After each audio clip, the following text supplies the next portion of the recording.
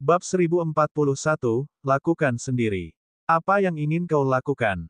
Bai Yunsu mundur ketakutan, takut Xia Qingchen akan melakukan tindakan lain. Namun, dia tidak melakukannya. Sebaliknya, dia menarik Bai Xiaozu, yang sedang berlutut di tanah, dan memasukkan cambuk kulit ke tangannya. Manusia harus punya darah. Mata ganti mata, mata ganti mata. Xia Qingchen berdiri di belakang Bai Xiaozu dan menunjuk Bai Yunsu.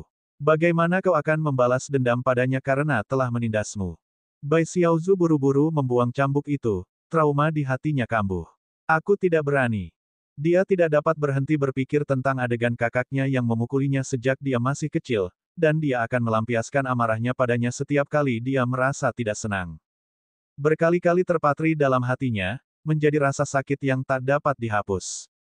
Sekarang, belum lagi menyerang kakaknya, dia takut hanya untuk melihat matanya. Xia Qingchen berkata dengan dingin.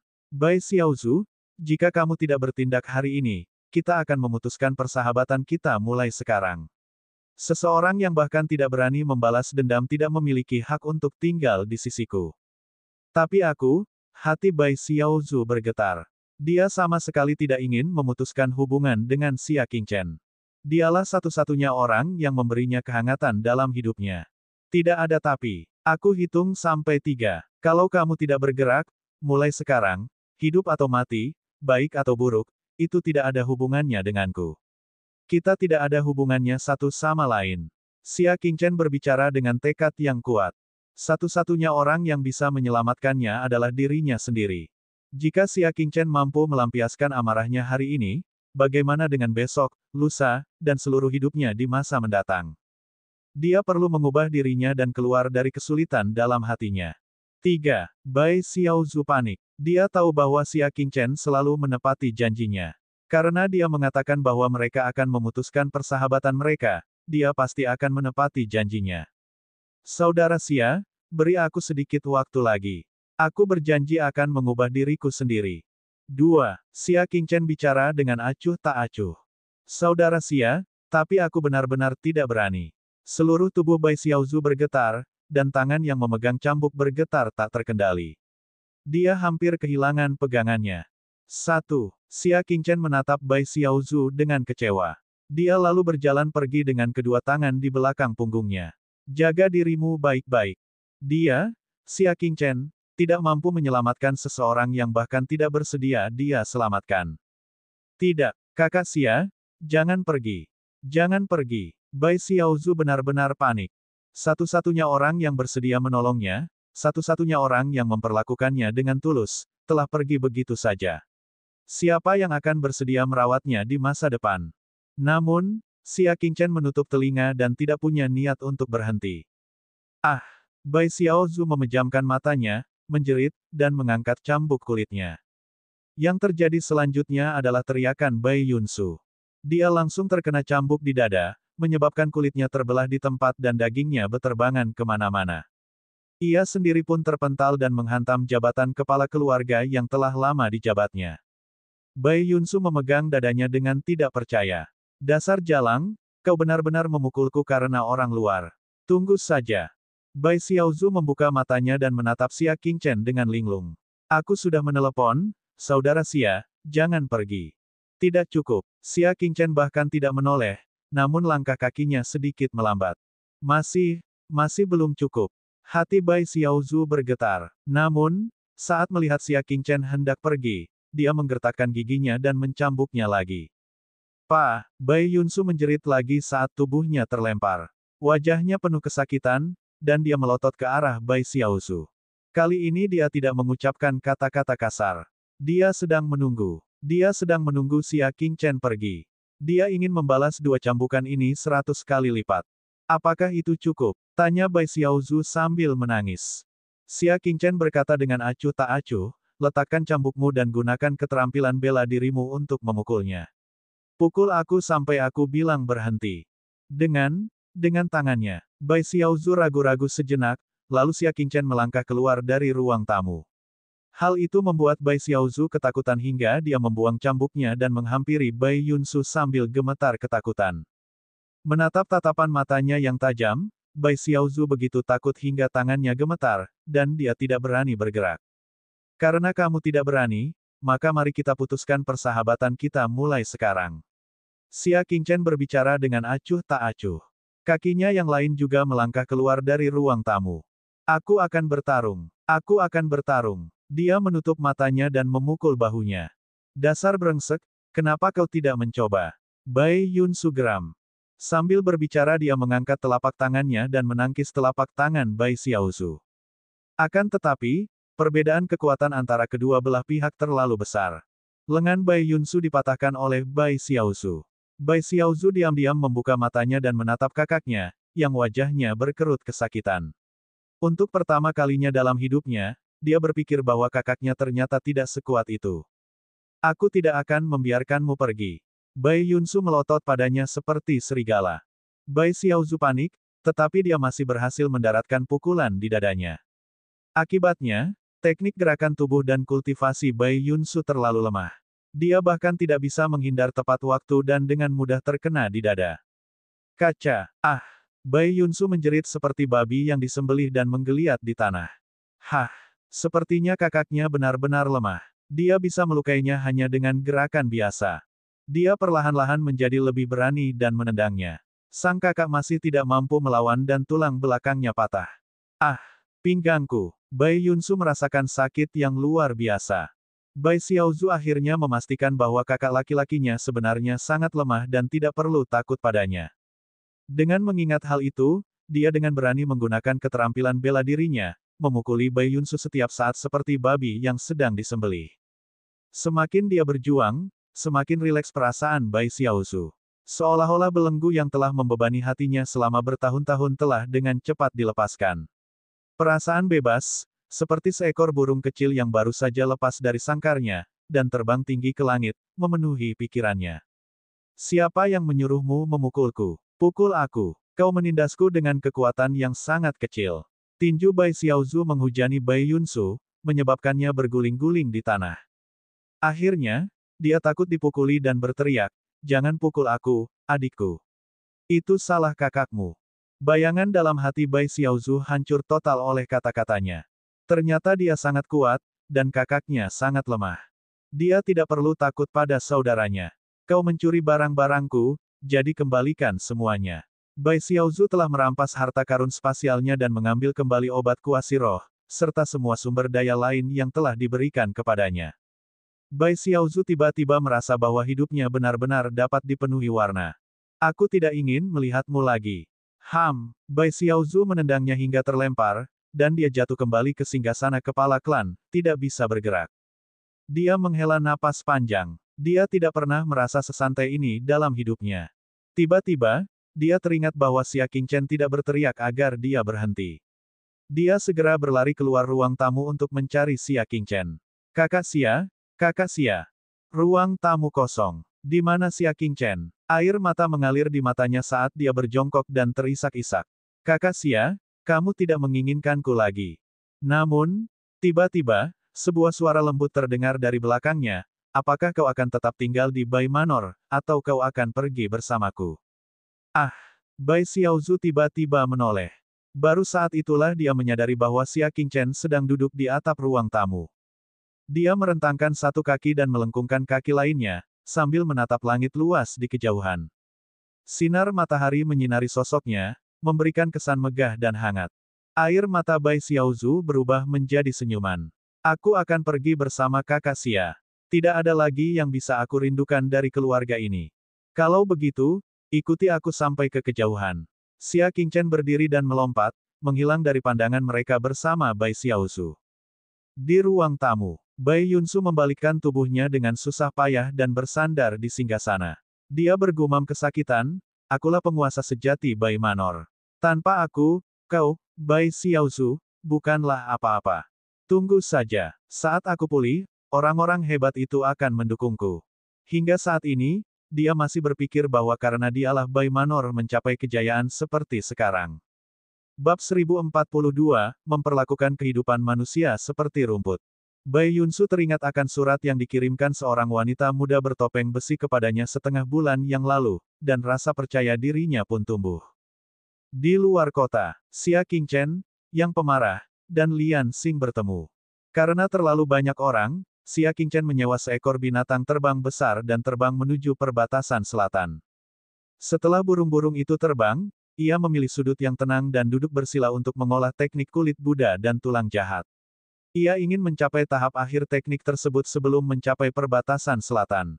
Luo Suixian melihat ini dan tiba-tiba merasakan kekalahan yang mendalam.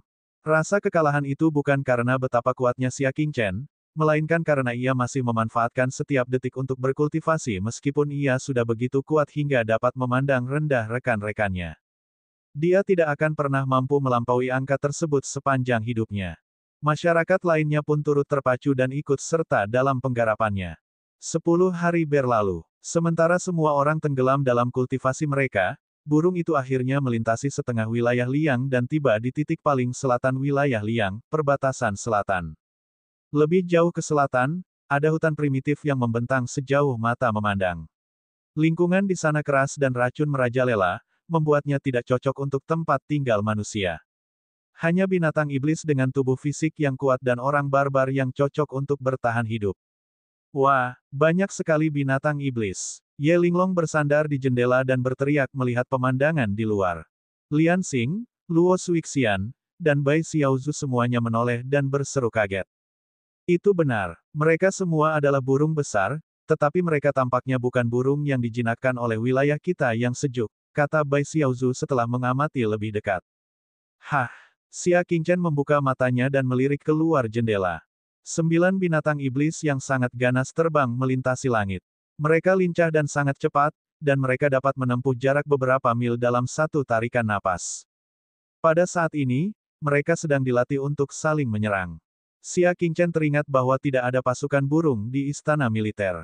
Binatang-binatang iblis yang cocok untuk pasukan burung haruslah buas, dan sangat sulit untuk menjinakkan binatang-binatang iblis yang buas menjadi binatang-binatang iblis tingkat militer yang patuh. Istana militer telah mencoba selama bertahun-tahun dan tidak pernah berhasil. 9 burung ganas dan suka bertempur di depannya jelas bukan milik alam dingin.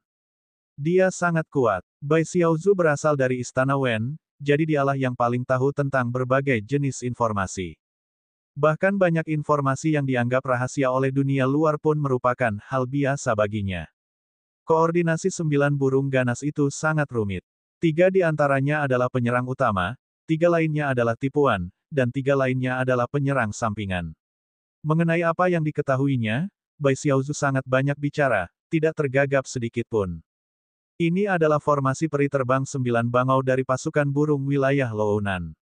Susunan ini hanya dimiliki oleh para pendeta wanita dan pengawal pribadi Raja Nanman, kata Bai Xiaozu dengan ekspresi serius.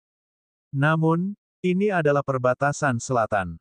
Mengapa pengawal pribadi mereka muncul di sini?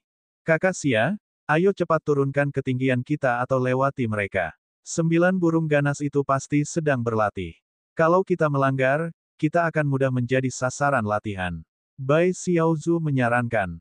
Luo Suixian berkata, beraninya mereka. Ini wilayah yang keren. Beraninya mereka menggunakan burung komersial yang tidak bersalah sebagai target latihan. Apakah mereka tidak takut membunuh mereka? Tempat ini berada di ketinggian 30.000 meter di atas langit. Jika sesuatu terjadi pada burung itu, orang yang ada di sana akan mati. Jangan mencoba berunding dengan orang-orang barbar, kata Bai Xiaozu, sedikit khawatir. Kalau orang Launan bisa diajak bicara, mereka tidak akan sulit diajak bicara, dan sifat liar mereka tidak akan sulit dijinakkan. Xia Qingchen tidak ingin memperumit masalah. Meskipun di matanya, apa yang disebut formasi terbang 9 bangau ini bahkan tidak dapat menahan satu pukulan pun, lebih baik menghindari masalah yang tidak perlu jika memungkinkan. Di bawah kendali mereka, burung-burung itu menjerit pelan dan segera menukik turun untuk menurunkan ketinggian mereka, terbang 10.000 kaki di bawah 9 burung buas itu. Jarak tersebut cukup untuk menghindari mereka. Di atas tanah, ada sebuah paviliun yang menjulang dari tanah. 2 pria barbar yang mengenakan kulit binatang memegang artefak nirvana yang memungkinkan mereka melihat ke kejauhan. Mereka mengamati pertempuran antara 9 burung ganas. Orang barbar yang memegang artefak nirvana memiliki tubuh kurus dan rongga mata menonjol. Dia jelas sakit. Adapun orang barbar lainnya, jika Xia Qingchen ada di sana, dia pasti bisa mengenalinya. Dia bukan orang asing. Dia adalah orang barbar kasar yang menemani pendeta saat itu untuk mencari Xia Qingchen guna menyempurnakan tongkat sihir mayat hidup, Adagu. Kelompok burung ini telah mempraktikkan susunan peri 9 bangau dengan sangat baik. Mereka cukup untuk meninggalkan jalan keluar bagimu, kata si barbar kurus. Dia dan Adagu telah melatih 9 burung di sini hanya untuk satu tujuan, untuk mempersiapkan rute pelarian yang pasti bagi konselor militer yang datang untuk mengunjungi perbatasan selatan. 9 burung ganas yang dipilih dengan cermat ini mahir dalam formasi 9 peri bangau dan paling cocok untuk mengawal konselor militer. Mari kita latih mereka lebih banyak lagi, kata Adagu dengan serius.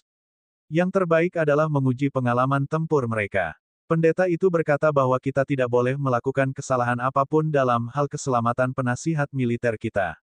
Ini wilayah yang keren, bagaimana kita bisa bertarung di sini?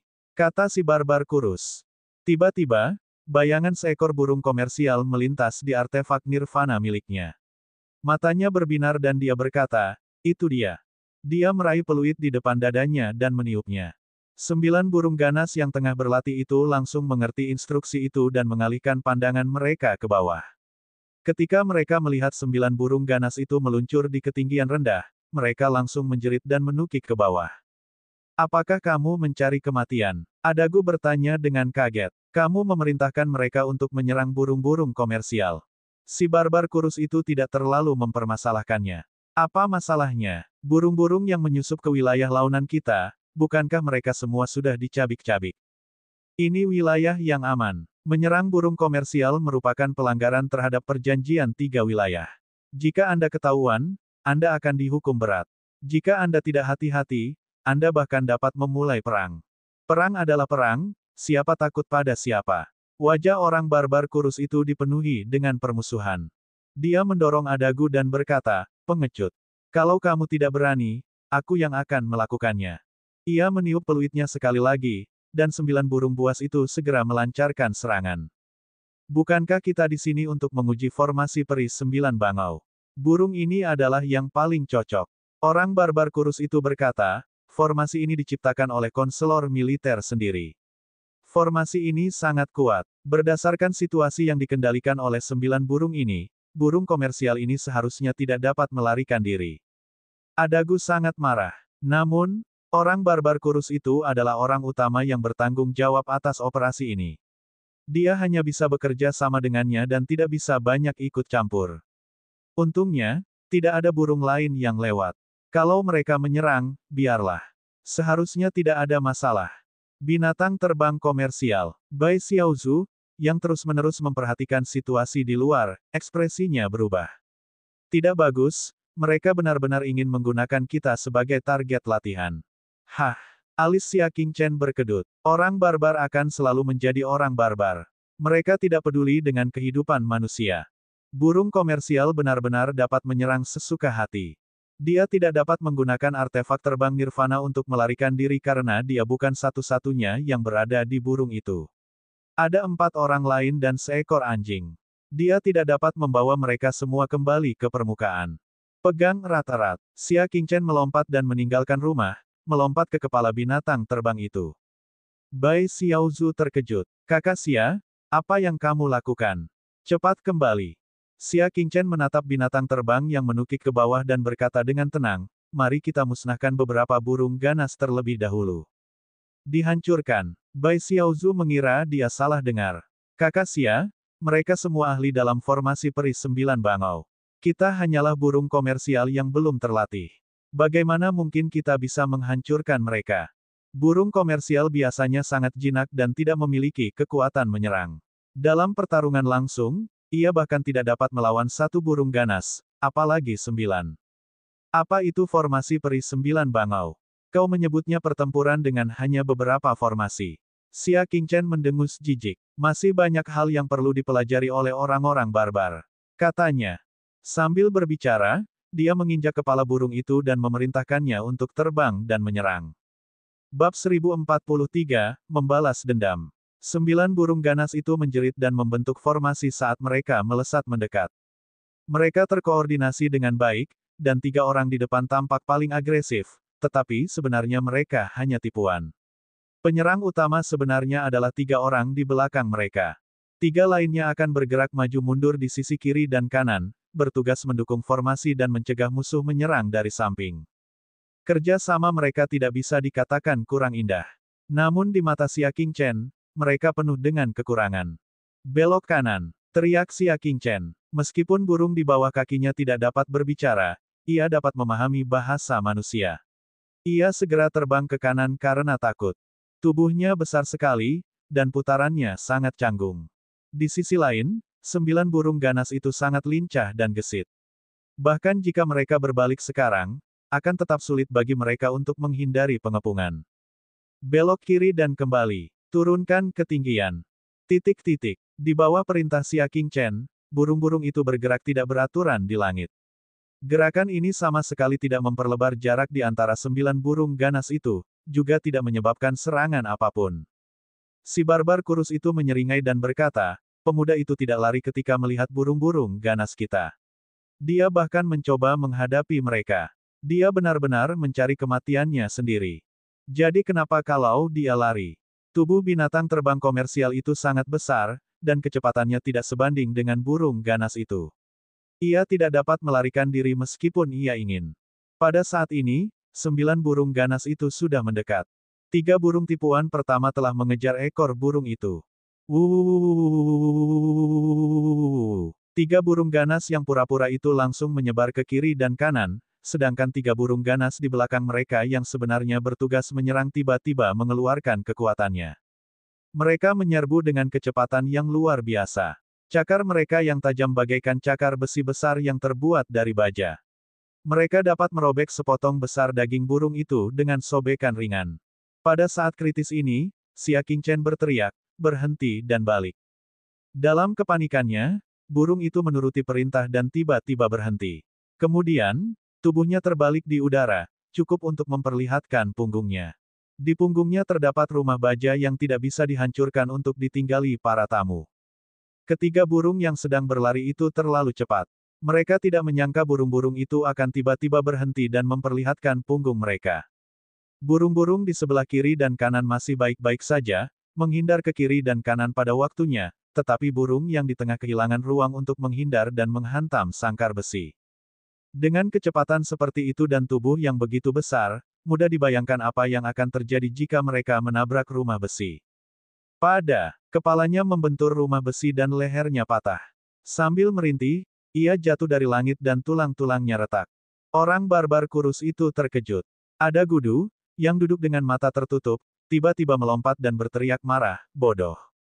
Bagaimana kau memerintah mereka? Cepat suruh mereka mundur. Kekuatan formasi peri terbang 9 burung bangau akan melemah setelah kehilangan 1 burung.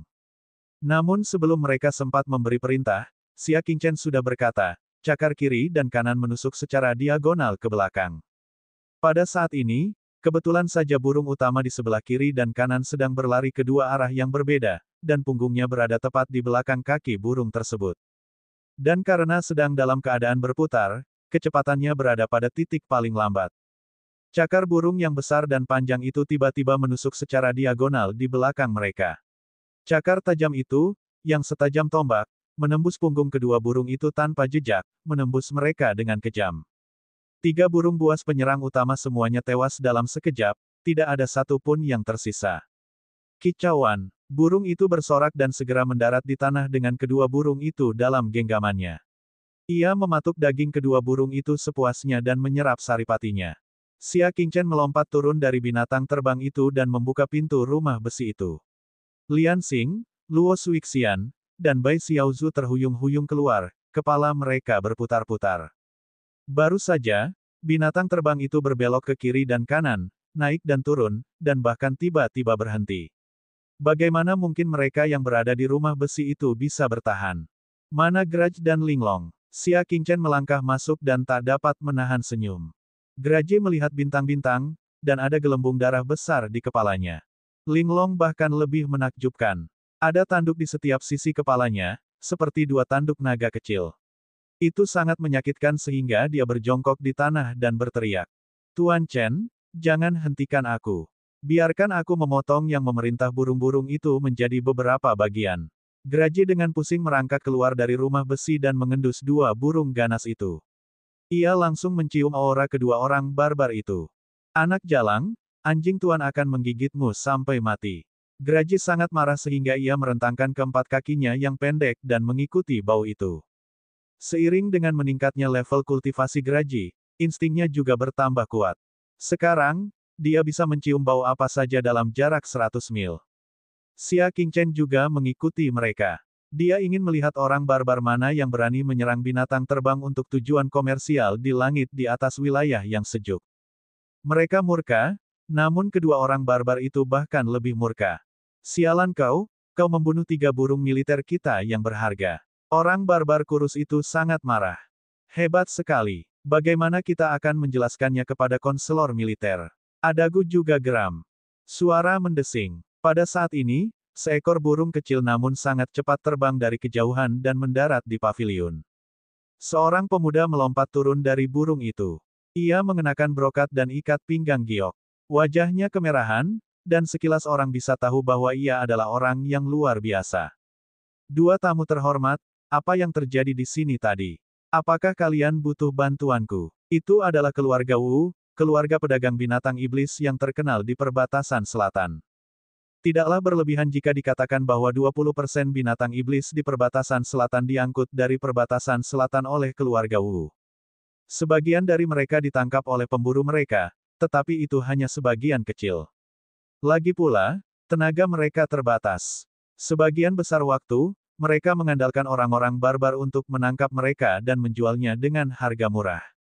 Kemudian, mereka akan menjualnya kepada orang-orang di perbatasan selatan yang membutuhkannya, dan meraup untung besar darinya.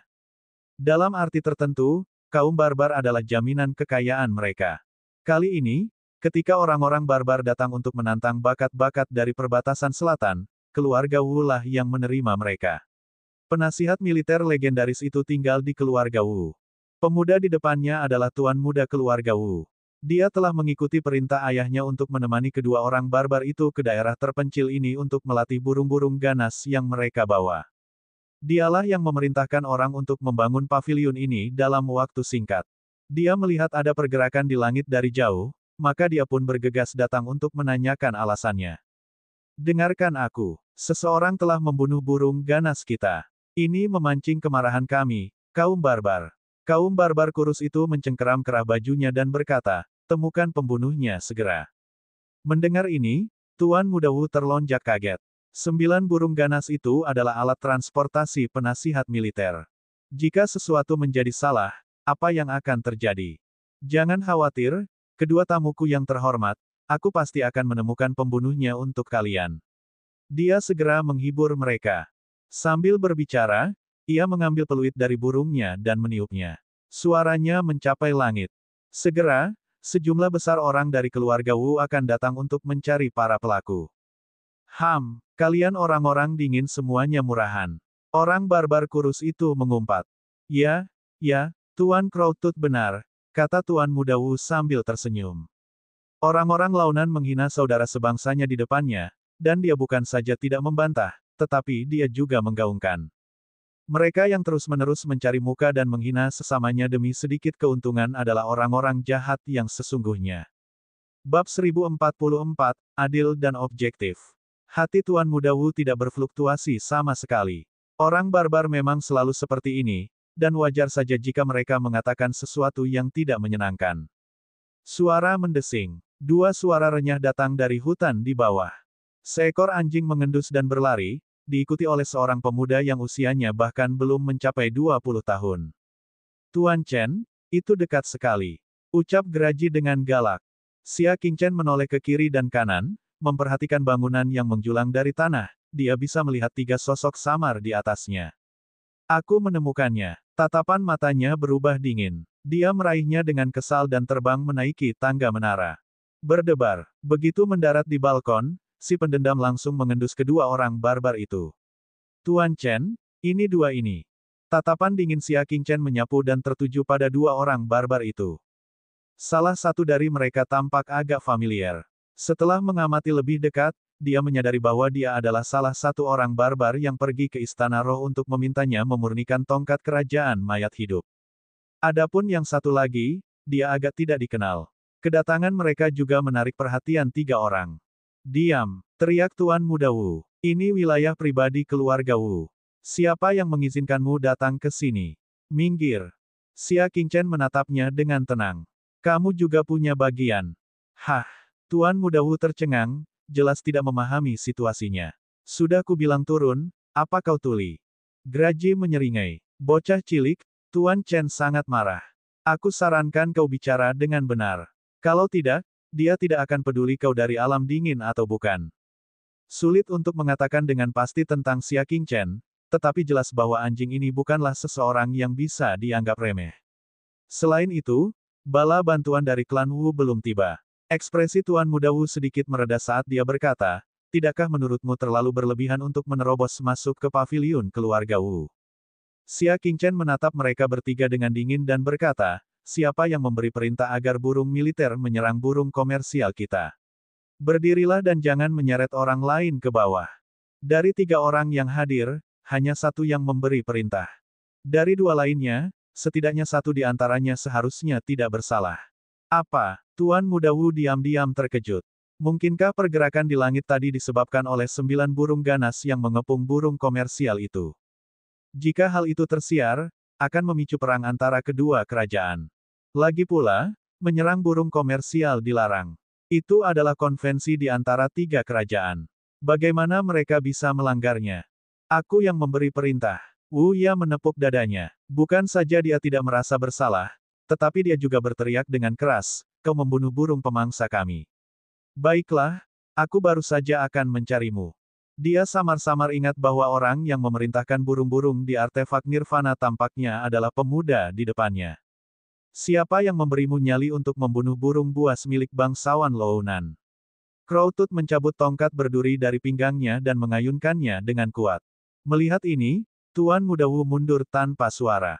Bukan masalah besar bagi orang-orang barbar itu untuk membunuh beberapa orang, tetapi dia tidak ingin menyinggung mereka karena penghalangannya dan kehilangan masa depan cerah keluarga Wu. "Graji, bangunkan dia dan beritahu dia di mana kita berada." Xia Qingchen berbicara dengan acuh tak acuh. Orang barbar ini mungkin mengira mereka ada di launan. Cakar Graji terentang diam-diam dan meludah. "Anjing tuan ini jarang bergerak. Kaulah yang memaksaku." Saat tongkat itu berayun, kaki Graji melompat dan berubah menjadi bayangan putih saat ia melesat keluar. Cakarnya yang tajam mencengkeram tongkat itu. Dengan suara yang keras, gada yang keras itu dipotong oleh cakar itu. Momentum Graji tidak berkurang saat mencakar bahu kanannya. Seketika lengan kanannya terputus dari bahunya. Darah segera menyembur keluar dari sayatan halus itu seperti pancuran darah. "Hiss!" Crowtooth menarik napas dalam-dalam. Dia menutupi lukanya dengan ekspresi kesakitan dan membungkuk. Harus dikatakan bahwa daya tahan orang-orang barbar jauh lebih kuat daripada daya tahan orang-orang di alam dingin. Bahkan ketika bahunya patah, dia hanya mengambil napas dan tidak bersuara sedikit pun. Graji menyeringai dan berkata, "Orang barbar terkutuk, kau tahu di mana kita? Ini adalah kampung halaman anjing tuanmu, Liang Jing. Beraninya kau memperlakukan kehidupan manusia seperti rumput di wilayah anjing tuanmu ini, kau tidak tahu cara menulis kata, kematian." Sambil berbicara dia berbalik dan menamparkan lagi dengan cakarnya. Kali ini, cakar itu diarahkan ke kepala Wu Ya. Dengan ketajaman cakar itu, sudah cukup untuk membelah kepala Wu Ya. Namun, pada saat ini, Tuan Muda Wu mengambil langkah besar ke depan dan menarik Wu Ya menjauh. Pada saat yang sama, dia berdiri di depannya dan berteriak, "Berhenti." Graji hanya diperintahkan untuk memberi pelajaran kepada barbarian, bukan rekan-rekannya di alam dingin. Ia mencabut cakarnya dan mendarat di tanah, sambil mengumpat, "Apakah kau ingin mati?" Tuan Muda Wu mengulurkan tangannya dan menghalangi Wu Ya di belakangnya. "Mari kita bicarakan ini, mengapa harus berkelahi dan membunuh?" Dia bertingkah seperti orang baik di tengah-tengah. Alis Xia Qingchen berkerut. Ketika Wu Ya ingin membunuh mereka, dia tidak melihat Patriark Muda Wu menghentikannya. Ketika Wu Ya dalam kesulitan, Tuan Muda Wu akan maju ke depan dan membujuk mereka agar harmonis. "Hehe, kulit alam yang sejuk, hati orang barbar." Xia Qingchen meletakkan tangannya di belakang punggungnya dan perlahan berjalan mendekat. Dia memerintahkan orang-orang untuk menyerang kapal dagang milik rekan senegaramu, memperlakukan nyawa manusia seperti rumput, tetapi kamu melindunginya. Dia selalu percaya pada satu pepatah, mata-mata lebih dibenci daripada musuh. Saya tidak melindungi siapapun. Saya melindungi keadilan dunia. Tuan Muda Wu berkata dengan sikap sok benar. Kau aman dan sehat, tapi bagaimana dengan mereka? Katanya dengan nada masuk akal. Kami kehilangan 3 burung ganas yang berharga, dan anjingmu bahkan dengan kejam merobek salah satu lengan kami. Siapa yang benar dan siapa yang salah, semuanya jelas dalam sekejap. Menurutku, sebaiknya kau segera berhenti dan meminta maaf, kata Tuan Muda Wu. Kedengarannya kata-katanya masuk akal. Namun, ketika dia memikirkannya baik-baik, itu sungguh tidak masuk akal. Siapakah yang menyerang burung-burung mereka dan memperlakukan kehidupan mereka seperti rumput? Itu orang-orang barbar. Karena mereka punya niat membunuh, mereka harus membayar harga yang sama. Apalah arti lengan yang patah jika dibandingkan dengan matinya beberapa burung ganas? Yang harus dia bayar adalah nyawanya sendiri. Aku tidak mau minta maaf. Wu Yan, suruh anak buahmu memotong mereka menjadi 8 bagian. Crowtooth memegang lengannya yang patah dan meraung. Anda sudah mendengarnya, kata Tuan Muda Wu. Saya tidak bisa membantu Anda lagi. Anda telah membuat kesalahan yang terlalu besar. Dia mengulurkan tangannya, menunjukkan tidak ada yang dapat dia lakukan. Xia Qingchen terkekeh, matanya penuh dengan penghinaan. Dia dengan dingin melontarkan 3 kata, tulang murahan. Tunduk pada musuh dan sangat jahat pada rakyatnya sendiri, kata tulang murahan adalah kata yang paling tepat untuk menggambarkan orang seperti ini. Tatapan mata Tuan Muda Wu berubah dingin. Yang mulia, saya berbicara dengan cara yang adil dan objektif. Sebaiknya Anda bersikap lebih sopan. Jangan menggunakan kata-kata kasar. Dia merasa telah sangat dirugikan. Aku, Wu Yan, adalah tokoh terkenal di kota surga selatan. Sudah merupakan kehormatan besar bagiku untuk bersedia memohon kepadamu kepada kedua orang barbar itu. Jangan bersikap tidak tahu terima kasih. Kata Wu Yan dengan ekspresi tidak ramah. Dia sudah mendengar suara binatang iblis terbang di belakangnya. Keluarga Wu akan segera tiba. Pada saat itu, pria dan anjing ini akan berada dalam masalah serius. Beraninya mereka menyakiti seorang barbar bangsawan. Mereka harus dikuliti hidup-hidup. Kalau tidak, para barbar itu akan melampiaskan amarah mereka pada keluarga Wu karena tidak melindungi mereka dengan baik. Seberapa besar pengaruhnya terhadap industri? Wajahmu. Xia Qingchen tertawa meremehkan. Dia meletakkan tangannya di belakang punggungnya dan melangkah maju, muncul di hadapan lelaki tua itu. Dia kemudian dengan santai mengangkat tangannya dan menamparkan lelaki tua itu. Dia tidak melancarkan serangan diam-diam, juga tidak menggunakan teknik gerakan apapun, memberi Wu Yan lebih dari cukup waktu untuk melawan.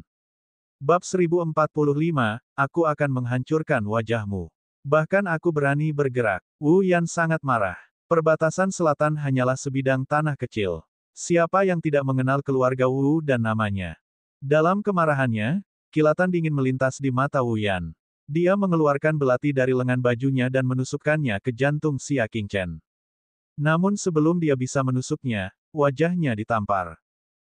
Suara tamparan yang sangat jelas terdengar, bergema di seluruh hutan yang luas. Xia Qingchen berkata dengan tenang, tamparan ini untuk kelompok kita. Berani sekali kau. Tamparan lain di wajah menyebabkan Wu Yan melihat bintang-bintang. Tamparan ini untuk keadilan dan objektivitas yang Anda bicarakan. Tolong jangan mencoreng 4 kata ini. Dasar brengsek. Tamparan ini untuk orang tuamu. Mereka bersedih karena telah membesarkan anak sepertimu. Kamu, dia. Tamparan ini untukmu, Liang Jing. Sungguh malang Liang Jing telah membesarkan seorang yang memakan orang lain dan tidak patuh pada orang lain. Anda, akhirnya, dia menamparkan wajah Tuan Muda Wu dengan keras, menyebabkan dia berputar di tempat dan jatuh ke tanah. Tamparan terakhir itu untuk mataku. Melihat orang sepertimu membuat mataku kotor. 5 kali tamparan telah menghancurkan wajah Wu Yan sepenuhnya. Hidung dan mulutnya sama sekali tidak dapat dikenali. Kalau bukan karena matanya, dia tidak akan bisa memastikan bahwa kekacauan berdarah di hadapannya adalah sebuah wajah. Tatapan Xia Qingchen beralih ke kejauhan, ke arah kumpulan burung hitam. Dia berkata dengan tenang, sekarang, katakan lagi padaku. Apakah kamu masih ingin memberiku muka? Karena wajah Wu Yan dipenuhi dengan rasa sakit yang hebat, otot-otot di wajahnya terus berkedut. Bagaimana dia masih bisa memberikan wajah pada Xia Qingchen? Bagaimana dia masih bisa membiarkan Xia Qingchen menolak wajahnya? Pada akhirnya, tatapan mata Xia Qingchen bagaikan kilat, menyapu ke arah Wu Ya. Jantungnya bergetar, dan secara naluriah dia mundur setengah langkah. Namun, ketika dia sadar kembali, dia merasa bahwa ini akan kehilangan gengsi sebagai orang barbar. Dia melangkah maju setengah langkah lagi dan menatap tajam ke arah Xia Qingchen, berbicara dengan galak, dingin sekali. Aku utusan wilayah Lounan. Kamu menyakiti utusan itu dan melanggar perjanjian antara kedua wilayah. Para petinggi wilayah dingin tidak akan mengampuni kamu. Xia Qingchen menatapnya, ekspresinya berubah lebih dingin. Para petinggi wilayah dingin, hehe. Jika Pangeran Liang datang, kau akan mati. Sambil berbicara, dia melangkah maju dan memukul kepalanya dengan telapak tangannya. Puff! Kepala Wu Ya hancur berkeping-keping seperti semangka. Darah kental memercik ke wajah Wu Yan dan Adagu, membuat mereka ketakutan hingga jiwa mereka hampir meninggalkan tubuh mereka. Wu Yan gemetar saat dia berkata, kamu berani membunuh utusan wilayah Lounan. Menurut perjanjian, utusan tidak boleh dibunuh ketika dua negara sedang berperang. Apalagi saat ini mereka sedang dalam keadaan damai. Tindakan Xia Qingchen pasti akan memicu perang besar antara kedua belah pihak. Utusan itu harus lebih menaati peraturan setempat. Percobaan pembunuhan harus dihukum mati. Xia Qingchen berkata dengan dingin. Wu Yan terkejut sekaligus marah. Wu Ya sudah meninggal. Bagaimana dia akan menjelaskannya kepada penasihat militer? Kicauan, kicauan, kicauan. Pada saat ini, tentara keluarga Wu tiba. 30 burung ganas terbang di angkasa, mengeluarkan suara melengking satu demi satu. Di setiap burung, ada seseorang yang berdiri. Wu Yan segera menunjuk ke arah Xia Qingchen dan berkata, dia membunuh bangsawan dari wilayah Launan. Bunuh dia. Sekelompok burung ganas segera menukik ke bawah. Orang-orang dari klan Wu yang berada di atas burung-burung itu juga mendidih dengan niat membunuh saat mereka memegang artefak nirvana di tangan mereka, melancarkan serangan kelompok untuk membunuh Xia Qingchen.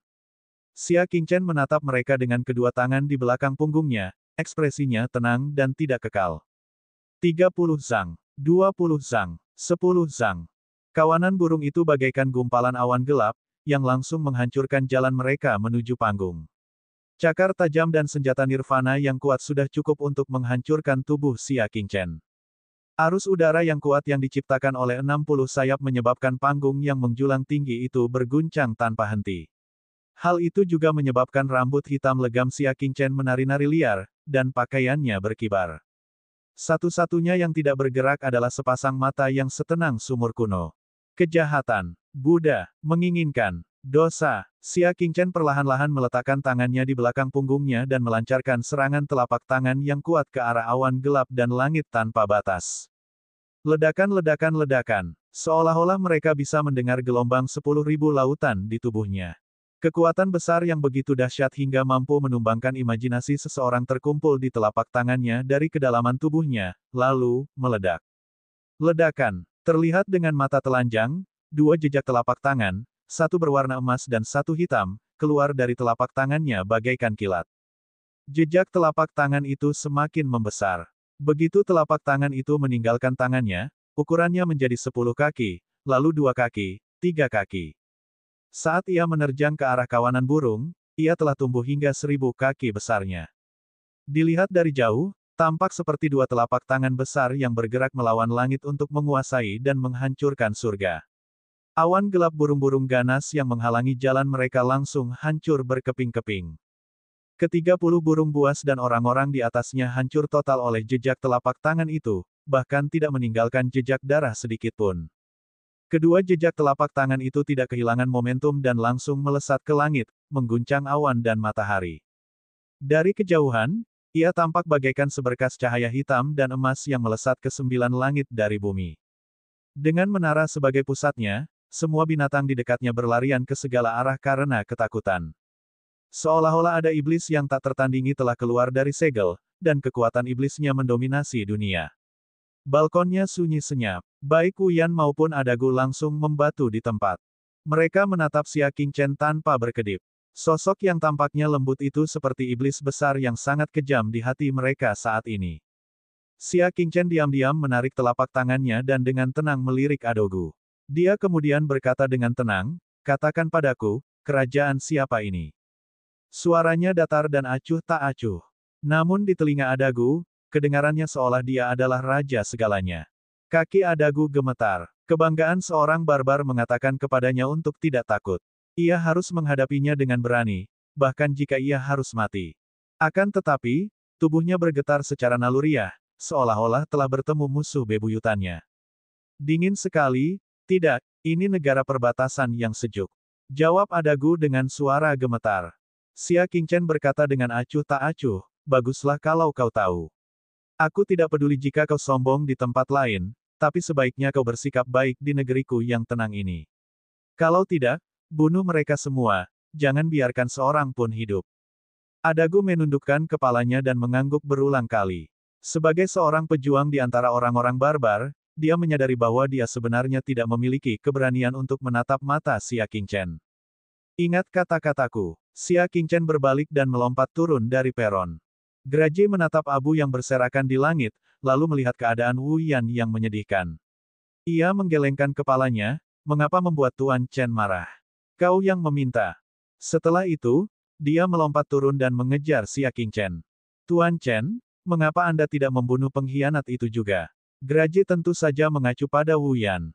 Xia Qingchen menggenggam kedua tangannya di belakang punggungnya. Nama keluarganya adalah Wu, dan dia berasal dari perbatasan selatan. Dia mengingatkanku pada seseorang. Itu bisa dianggap memberikan sedikit muka pada orang itu. Tidak banyak keluarga besar di perbatasan selatan, dan yang paling terkenal adalah klan Wu Xiong. Karena wajah Wu Xiong, dia membiarkannya pergi. Kalau tidak, dia akan membunuhnya dengan tamparan. Ibu kota perbatasan selatan, kota Tianan. Rumah keluarga Wu yang terkenal. Adagu memegang tubuh Wu Ya yang tanpa kepala dan berlutut dengan satu kaki di depan layar. Melalui layar, samar-samar dia dapat melihat seorang cendekiawan berpenampilan anggun mengenakan pakaian bagus tengah membaca lembaran bambu. Penasihat militer, ini tidak baik, kata Adagu dengan berat hati. Cendekiawan itu adalah penasihat militer muda wilayah Lounan, yang dikenal sebagai Kaisar Jenius. Dia tidak pernah kalah perang sebelumnya. Bicaralah, katanya. Suaranya masih sangat muda, tetapi memiliki ketenangan dan keteguhan hati seperti orang tua. Wu Ya sudah mati, dan ketiga burung ganas itu juga terbunuh. Adagu menundukkan kepalanya dan menunggu kemarahan penasihat militer. Bagaimana dia meninggal? Konselor militer membolak-balik lembaran bambu dan berkata dengan tenang. Adagu menjelaskan rangkaian kejadiannya. Ini mengejutkan, kata konselor militer itu perlahan. Benar sekali, Adagu setuju, kekuatan orang ini terlalu mengerikan, jauh lebih mengerikan daripada terakhir kali aku melihatnya. Saya tidak terkejut dengan kekuatannya. Saya terkejut bahwa susunan peri 9 bangau yang saya buat dirusak oleh seekor burung untuk penggunaan komersial, kata penasihat militer itu. Inilah inti perhatiannya. Kematian Wu Ya tidak layak disebutkan sama sekali, dan tidak peduli seberapa kuat pihak lain, mereka tidak layak dianggap serius. Yang harus dia perhatikan adalah fakta bahwa pihak lain telah dengan mudah menghancurkan formasi peri 9 bangau. Bab 1046, selalu ada seseorang yang lebih baik. Formasi 9 peri bangau adalah formasi serangan yang telah ia rancang sesuai dengan karakteristik burung. Melalui banyak pertempuran skala kecil di masa lalu, kekuatan formasi telah diuji. Sekarang, hal itu benar-benar telah diuraikan oleh burung komersial. Sungguh tidak dapat dipercaya. Kau bilang kau pernah melihatnya sebelumnya? Tanya konselor militer. Adagu mengangkat kepalanya dan terkejut mendapati bahwa konselor militer telah meletakkan gulungan bambu di tangannya. Dia tahu bahwa gulungan bambu di tangan penasihat militer itu adalah buku militer yang misterius. Seringkali, penasihat militer itu tidak pernah meninggalkan tangannya. Begitu benda itu lepas dari tangannya, itu artinya dia telah memberi perhatian besar pada sesuatu. Aku pernah melihatnya sebelumnya. Dia Xia Qingchen dari alam dingin. Adagu menjawab dengan yakin. Bahasa Huala. Layar tiba-tiba menjauh dan sosok penasihat militer muncul. Sosok itu adalah seorang sarjana yang tampan dan elegan dengan kulit putih. Benar-benar berbeda dengan orang-orang launan yang kasar, gelap dan buas. Xia Qingchen, konselor militer itu terkekeh. Aku bertanya-tanya siapa orang itu. Jadi, dia adalah dewa perang muda yang terkenal di wilayah dingin itu. Kalau dia jadi dia, nggak akan kaget kalau dia bisa menghancurkan formasi terbang abadi 9 bangau. Saya selalu berharap dapat bersaing dengan dewa perang muda. Mata konselor militer itu menunjukkan sedikit antisipasi. Nama besar Xia Qingchen telah menyebar ke seluruh wilayah launan ketika ia menggunakan kelompok pertempuran awan berkabut untuk mengalahkan tentara Liu Fenglei yang berkekuatan 100.000 orang di pertambangan perbatasan timur. Launan sangat menghormati orang-orang pemberani. Seorang pejuang pemberani seperti Xia Qingchen yang telah menciptakan keajaiban dalam perang akan menerima lebih banyak perhatian dari mereka. Setelah itu, selama pertempuran perbatasan utara, Xia Qingchen menjadi terkenal dengan satu pertempuran, dan reputasinya mengguncang seluruh launan. Di antara orang-orang barbar, reputasi Xia Qingchen berada di urutan kedua setelah Raja Barbar, dan dia setingkat dengannya, penasihat militer. Oleh karena itu, penasihat militer selalu berharap untuk bertemu dengan Xia Qingchen. Tapi apa yang dia lakukan di perbatasan selatan? Mata penasihat militer itu dalam. Adagu diam-diam terkejut. Sudah lama sejak dia melihat penasihat militer begitu tertarik pada seseorang. Penasihat militer, apakah dia bisa mengetahui rencana kita? Tebaknya. Konselor militer itu menggelengkan kepalanya dan bergumam, tidak. Tapi saya harap dia akan melakukannya. Jejak niat bertempur tampak di matanya. Di sisi lain, Wu Yan saat ini sedang diresusitasi di rumah bangsawan. Seorang pria parubaya gemuk dengan jubah merah duduk di samping dengan ekspresi muram, memperhatikan seorang dokter terkenal. Dokter Zhang, bagaimana kondisi anak saya? Dia adalah kepala keluarga Wu, Wu Kun. Tabib Zhang berusia sekitar 90 tahun dan rambutnya sudah memutih. Setelah beberapa saat, dia menggelengkan kepalanya dan berkata, maaf, tapi saya tidak bisa membantu Anda. Hati Wu Kun hancur. Luka di wajah anakku lebih serius. Dia bisa disembuhkan dengan obat terbaik. Bagaimana mungkin kamu tidak berdaya?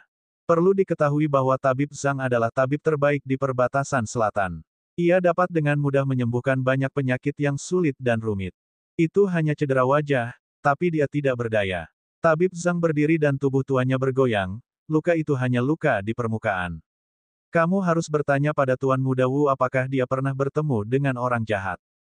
Apa? Wu Kun bingung. Apakah lukanya berhubungan dengan jalan jahat? Dokter Zhang mengangguk dan dengan lembut mengusap telapak tangannya di wajah Wu Yan. Aliran udara hitam yang terlihat oleh mata telanjang tiba-tiba muncul. Di bawah wajah Wu Yan, ki hitam seperti kelabang, yang sangat menakutkan. Apakah ini ki jahat? Wu Kun berkata dengan kaget. Tepatnya, itu adalah kekuatan jahat yang sangat murni, jauh lebih kuat daripada banyak binatang iblis jahat. Kata Tabib Zhang. Dengan kekuatan jahat ini, bahkan obat penyembuhan rahasia terbaik pun tidak dapat menyembuhkan luka di wajahnya. Wu Kun mengepalkan tangannya dan menatap putranya yang telah kehilangan muka dan tampak seperti hantu. Dia sangat marah. Siapa yang begitu kejam melakukan ini? Apakah putranya melakukan kesalahan yang tidak dapat dimaafkan? Dia harus menghukumnya seperti ini. Bagaimana dia akan bertemu orang di masa depan? Bagaimana dia bisa mewakili klan Wu untuk menghubungi orang barbar? Dapat dikatakan bahwa masa depan Wu Yan telah hancur, dan dia hanya bisa tinggal di keluarga Wu selama sisa hidupnya. Dokter Zhang bersandar pada tongkatnya dan berkata perlahan, jika guru jahat itu benar-benar kejam dan tidak kenal ampun, putramu pasti sudah mati sekarang. Kurasa putramu yang menyinggung perasaannya dan diberi pelajaran olehnya. Benar saja, Xia Qingchen memang telah memberikan muka pada Wu Xiong dan menyelamatkan nyawa pengkhianat ini. Akan tetapi, sebagai hukuman, ia harus menghilangkan kemungkinan baginya untuk menjadi pengkhianat. Bagaimana dia bisa keluar tanpa wajah? Ledakan. Wu Kun menghancurkan meja kopi di sampingnya dengan satu telapak tangan. Pelajaran. Ini membuat keluarga Wu menjadi musuh. Keluarga Wu adalah salah satu keluarga paling terkenal di perbatasan selatan, dan perbatasan selatan akan gemetar jika mereka menghentakkan kaki. Satu-satunya hasil karena menjadi musuh keluarga Wu adalah kematian. Tabib Zhang melihat ini dan menggelengkan kepalanya sedikit. Selama bertahun-tahun, keluarga Wu menjadi semakin kuat, dan tindakan mereka menjadi semakin mendominasi, sehingga mereka akan berperang setiap kali ada yang menindas mereka. Namun, dengan begitu banyak orang, tidak akan mudah bagi keluarga Wu untuk menemukan burung hantu jahat. Kepala keluarga Wu, saya tidak bisa berbuat apa-apa tentang luka putra Anda, tetapi saya dapat menunjukkan dua jalan yang jelas bagi Anda. Kata tabib Zhang. Mata Wu Kun berbinar dan dia langsung berkata, cepat dan katakan padaku. Pertama, carilah seorang guru Buddha yang kultivasinya minimal harus berada di bulan tengah. Dengan kekuatan Buddha yang mendalam, dia mungkin dapat mengatasi kekuatan jahat dalam tubuhnya. Ini, Wu Kun mengerutkan kening dalam-dalam. Hanya ada beberapa kultivator Buddha, dan sangat jarang yang berkultivasi hingga bulan kecil, apalagi bulan tengah. Ada banyak sekali kultivator bela diri di wilayah luas yang sejuk itu, tetapi berapa banyak dari mereka yang telah berkultivasi hingga bulan tengah? Tidak perlu mempertimbangkan jalan ini. Kedua, temukan pemimpin jahat dan minta dia untuk mengambil kembali kekuatan jahat. Seperti kata pepatah, orang yang menyebabkan masalah harus menyelesaikannya. Dia adalah orang terbaik untuk menyelesaikan kekuatan jahat. Mendengar ini, wajah Wu Kun berkedip karena permusuhan saat dia berkata dengan suara rendah, pelayan, antar tamu keluar. Tanpa berkata apa-apa, dia mengusir tamu itu. Ketidakpuasannya tampak jelas. Dr. Zhang menggelengkan kepalanya sambil mendesah dan pergi sambil membawa tongkatnya. Sebelum pergi, dia berkata, kepala keluarga Wu, tahukah kamu mengapa orang tua ini tidak lagi menganggap dirinya sebagai dokter? Bertahun-tahun yang lalu, tabib Dewa Zhang selalu menganggap dirinya sebagai tabib Dewa Perbatasan Selatan. Namun, setahun yang lalu, dia tiba-tiba mencopot plakat, Dokter Dewa, di pintu masuk balai pengobatan dan mengubahnya kembali ke nama aslinya. Karena saya bertemu dengan seorang dokter Dewa sejati. Keterampilan medisnya 10 kali lebih baik dari saya. Dokter Dewa Zhang mengingat situasi saat itu. Dia ingat bahwa pria itu disebut Dokter Abadi, dan dia berasal dari daerah terpencil dan liar di Western Steve. Kalau begitu aku akan mengerti satu hal di masa depan. Selalu ada seseorang yang lebih baik, kata tabib Zhang perlahan. Dia memperingatkan dirinya sendiri dan juga mengingatkan Wu Kun. Meskipun keluarga Wu besar, masih ada orang yang lebih berkuasa daripada keluarga Wu, jadi dia tidak bisa terlalu sombong. Aku tidak akan mengirimmu pergi. Wu Kun membalikkan badannya, jelas tidak mendengarkannya. Tabib Zhang menghela napas pelan dan berjalan pergi perlahan. Pada waktu itu, di dalam hutan, burung-burung komersial yang telah kenyang makan akhirnya terbang lagi ke langit atas desakan, dan terbang menuju ibu kota perbatasan selatan. Namun, tidak lama setelah mereka lepas landas, seekor burung dengan ukuran yang sama terbang dari samping. Kedua burung itu berpapasan satu sama lain, dan tidak ada persimpangan yang berarti. Namun, teriakan kaget tiba-tiba terdengar dari burung di seberangnya, Xia Qingchen. Hah! Xia Qingchen melihat keluar jendela dan juga merasakan sedikit keterkejutan. Putri Yanyu. Keduanya saling berpandangan dan berkata serempak, apa yang kau lakukan di sini? Mereka baru saja berpisah di kota Liangzhou, dan kini mereka bertemu lagi di perbatasan selatan yang jauh. Saya ada sesuatu yang harus dilakukan di siang hari, jadi saya akan memperbaruinya terlebih dahulu dan kemudian memperbaruinya bersama-sama di malam hari. Bab 1047, menolak untuk berkomunikasi. Keduanya sama-sama terkejut. Namun, yang berbeda adalah Xia Qingchen terkejut. Mengapa Putri Yanyu ada di perbatasan selatan? Yang mengejutkan Putri Komandan Yanyu adalah mereka secara kebetulan bertemu di sini. Sedikit kecanggungan yang sulit disembunyikan menyebar di wajah cantik Putri Yanyu. Dia tidak tahu bagaimana menjelaskan bahwa nama Xia Qingchen tidak ada dalam daftar yang diumumkan Pangeran Liang. Kertas tidak dapat menahan api. Ketika para Yuren mendengar teriakan kaget Putri Yanyu, mereka semua menoleh untuk melihat. Satu demi satu, wajah-wajah yang dikenal memasuki pandangan Xia Qingchen. Putra suci 9 bintang generasi sebelumnya, setan malam Qiong, dan seorang wanita muda dengan air mata cinabar di sudut mulutnya. Sein 9 bintang saat ini, Zhang Xiaofeng dan Yu Tingtong, semuanya akrab dengan Gugong. Xia Qingchen. Mereka sangat terkejut. Bagaimana mereka bisa bertemu dengannya di perbatasan selatan? Binatang terbang mereka berubah arah dan mengejar Xia Qingchen, terbang sejajar satu sama lain. Melalui jendela, Zhang Xiaofeng berteriak dari jauh, Tuan Muda Xia, mungkinkah Anda juga diperintahkan oleh Pangeran Liang untuk berurusan dengan para jenius muda di perbatasan selatan? Putri Komandan Yanyu menundukkan kepalanya dan mendesah. Dia tidak bisa lagi menyembunyikannya. Tidak, Xia Qingchen berkata dengan tenang dan singkat. Dengan pertanyaannya, Xia Qingchen dapat memperoleh banyak informasi. Utusan perbatasan selatan telah tiba di perbatasan selatan, dan dua generasi keajaiban alam sejuk tengah bertarung untuk melihat siapa yang lebih baik. Konfrontasi yang sangat penting antara para jenius, tetapi dia, orang nomor satu di dunia keren, tidak punya hak untuk mengetahuinya. Tidak, dia bahkan tidak punya hak untuk mengetahuinya. Pangeran Liang benar-benar tahu cara menyiksa orang. Namun, setelah mengalami begitu banyak hal, dia tidak lagi memiliki harapan pada Pangeran Liang. Kalau mereka tidak mengundangnya, ya sudahlah. Dia lebih dari senang untuk bersantai. Zhang Xiaofeng mengira bahwa Xia Qingchen memiliki perintah rahasia, namun ternyata tidak. Lalu mengapa kamu datang ke perbatasan selatan? Zhang Xiaofeng bertanya. Ada beberapa masalah pribadi. Xia Qingchen mengepalkan tangannya. Aku akan menuju ke kota surga selatan. Aku tidak akan mengganggu kalian semua. Dengan ketukan kakinya, burung itu melaju kencang. Lebih baik dia tidak ikut dengan mereka. Kalau tidak, mereka mungkin akan mengatakan bahwa dia, Xia Qingchen, tidak diundang tetapi malah nekat mengikuti mereka. Haha, saudara Xia, mengapa kamu bersikap begitu jauh ketika bertemu dengan seorang teman lama? Night Demon Qiong melompat keluar dari rumah besi dan berdiri di punggung burung itu, tersenyum dengan kedua tangannya di belakang punggungnya. Hah, Hua Wenlei, Putri Yanyu, dan yang lainnya semuanya terkejut.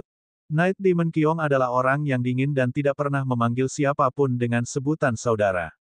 Dia bahkan memanggil Di Guyi dengan namanya dan tidak pernah memanggilnya saudara. Xia Qingchen ternyata dipanggil, kakak Xia, oleh Kuba Iblis Malam. Mungkinkah mereka memiliki persahabatan yang erat? Xia Qingchen melirik dan berkata dengan tenang, perjanjian 1 tahun belum tiba, jadi tidak apa-apa jika kita tidak bertemu. Xia Qingchen mengingat perjanjian 1 tahun gerbang surgawi Xiahu dengan sangat jelas. Hehe, saudara Xia, datanglah ke burungku. Aku sangat penasaran dengan tingkat kultivasimu. Mungkin aku bisa memberimu beberapa petunjuk. Night Demon Qiong tidak tahu bahwa dirinya yang sekarang tidak lagi memiliki kualifikasi untuk membimbing Xia Qingchen. Atau, aku bisa pergi ke sana, kata Night Demon Qiong. Xia Qingchen melirik Ye Linglong yang sedang tidur nyenyak di rumah besi di belakangnya. Dia tersenyum dan berkata, aku akan pergi. Jika mereka berdua bertemu, kemungkinan besar akan menimbulkan keributan besar. Saat itu, Ye Mo Qiong menghindari Ye Linglong seperti seekor harimau. Xia Qingchen dengan santai melompat ke atas binatang terbang mereka. Ayo, kita bicara di dalam. Night Demon Qiong menuntunnya masuk ke dalam ruangan.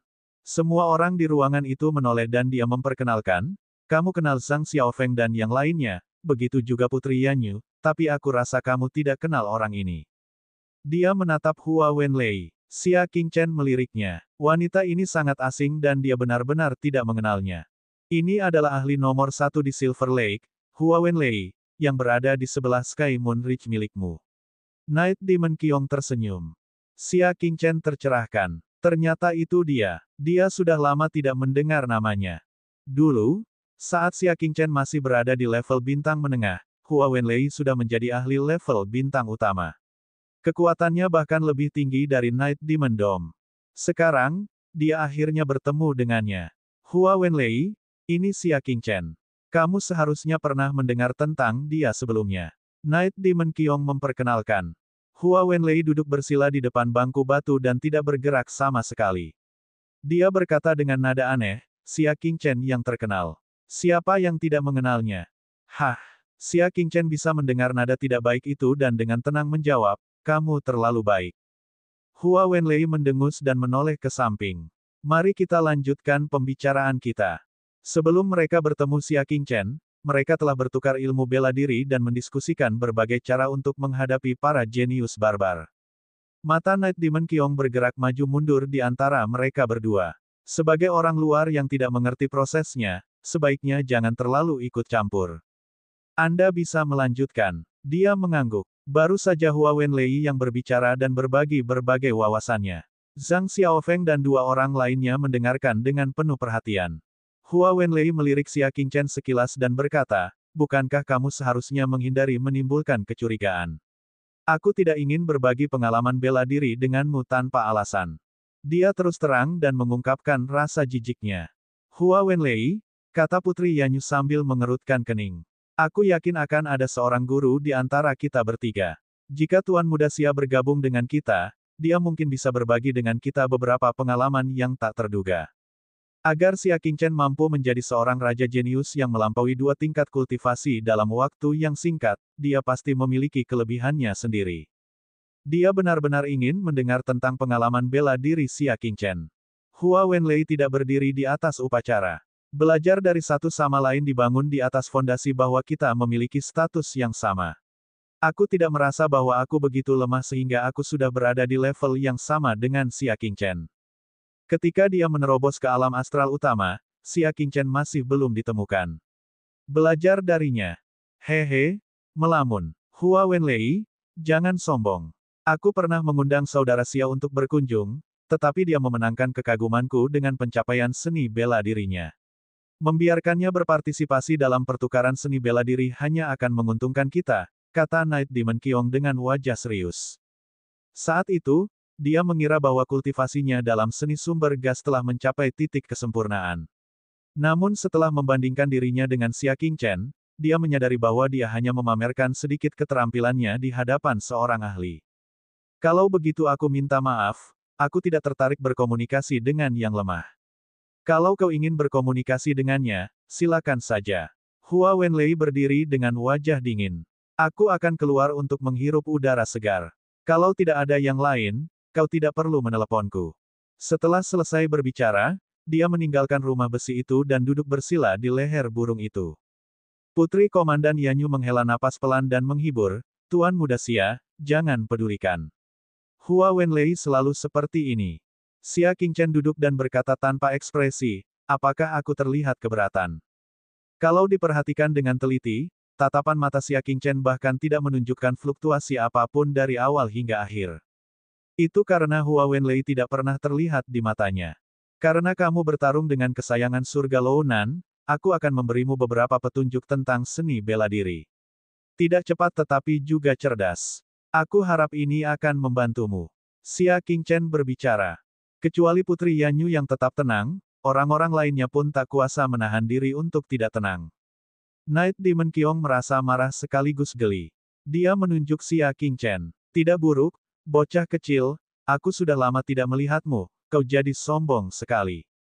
Dia mengakui bahwa Xia Qingchen memiliki beberapa pencapaian di bidang seni bela diri, tetapi bukankah dia terlalu sombong dengan begitu saja membimbing orang lain dalam seni bela diri mereka? Ada terlalu banyak jenis teknik bela diri untuk disebutkan. Tidak peduli seberapa hebatnya seorang seniman bela diri, mustahil untuk menguasai semua teknik bela diri, jadi dia tidak akan pernah berani mengatakan bahwa dia bisa memberi petunjuk pada teknik bela diri orang lain. Jika dia belum pernah melihat teknik bela diri seperti itu sebelumnya, bukankah dia akan menunggangi harimau dan merasa tidak mungkin untuk mundur? Bukankah dia akan menjadi bahan tertawaan? Zhang Xiaofeng dan Adipati Yu saling bertukar pandang. Setelah Xia Qingchen menjadi ahli nomor 1 di generasi saat ini, kondisi pikirannya memang telah berkembang.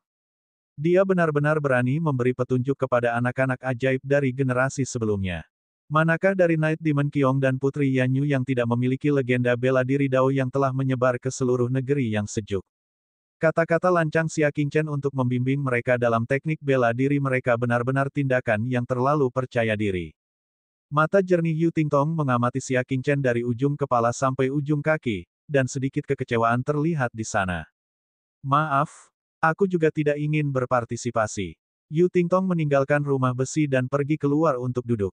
Bab 1048, terlahir kembali. Xia Qingchen tidak tergerak oleh kepergiannya.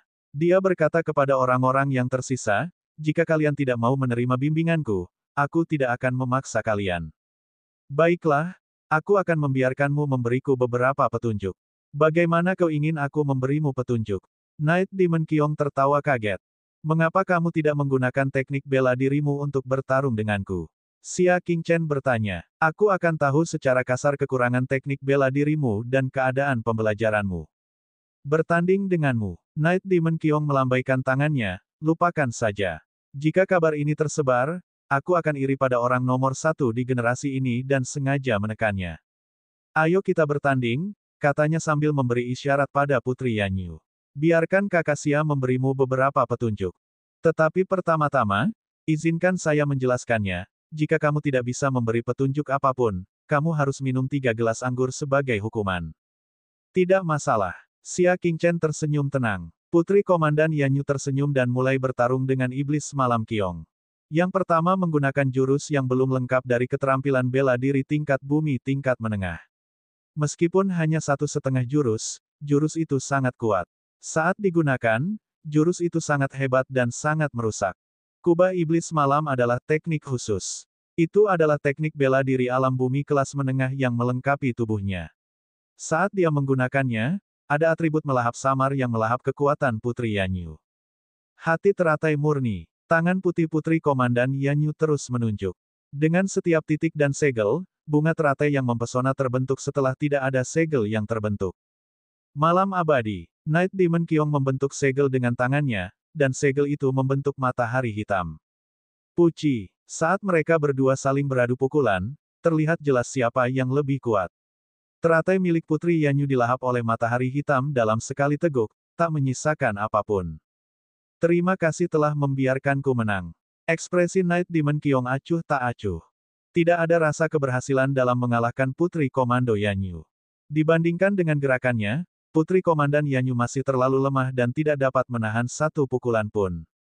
Kupikir aku sudah banyak berkembang, kata Putri Komandan Yanyu sambil tersenyum pahit. Aku tidak menyangka akan tetap kalah dalam satu gerakan.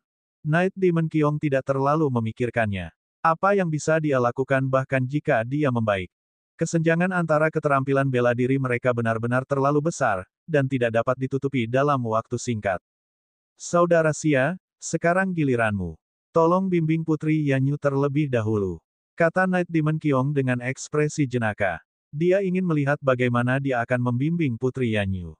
Ekspresi Xia Qingchen tenang. Putri, katanya, apakah kamu tahu mengapa kamu kalah? Putri Komandan Yanyu menjawab tanpa ragu, teknik bela diri tingkat bumi kelas menengahku belum lengkap. Aku hanya memiliki level pertama. Teknik bela diri Tuan Muda Ye sudah lengkap.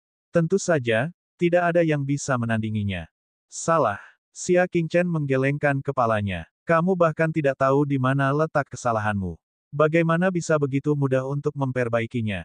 Hah, Putri Komandan Yanyu tahu bahwa Xia Qingchen memiliki beberapa keterampilan di bidang seni bela diri. Namun, jika dia mengatakan bahwa dia bahkan tidak tahu bagaimana dia bisa kalah, itu akan menjadi sedikit terlalu sensasional. Semua orang tahu kalau keterampilan bela dirinya lebih rendah dibanding brankas Night Demon. Kamu bisa membimbingnya pelan-pelan, aku mau keluar mencari udara segar. Sambil berbicara, dia mengedipkan mata pada dua orang lainnya, memberi isyarat agar mereka pergi bersama. Mereka mungkin sedang mendiskusikan inti dari teknik bela diri Putri Yanyu selanjutnya, dan orang luar hadir. Setelah semua orang pergi, sang putri berkata tanpa daya, Tuan Muda Xia benar-benar tidak menghargaiku. Agak memalukan untuk mengatakan bahwa dia salah di depan mereka. Lebih baik tidak menunjukkan belas kasihan sekarang daripada kehilangan muka di depan orang-orang barbar.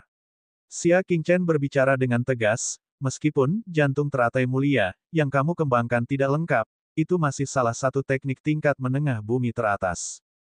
Di sisi lain, malam abadi milik Night Demon Vault hanya bisa dianggap biasa saja.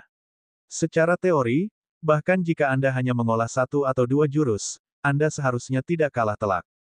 Putri Komandan Yanyu tampak mendengarkan dengan penuh perhatian, tetapi dia tidak terlalu memikirkannya. Bagaimana mungkin teknik bela dirinya lebih kuat dari kubah iblis malam?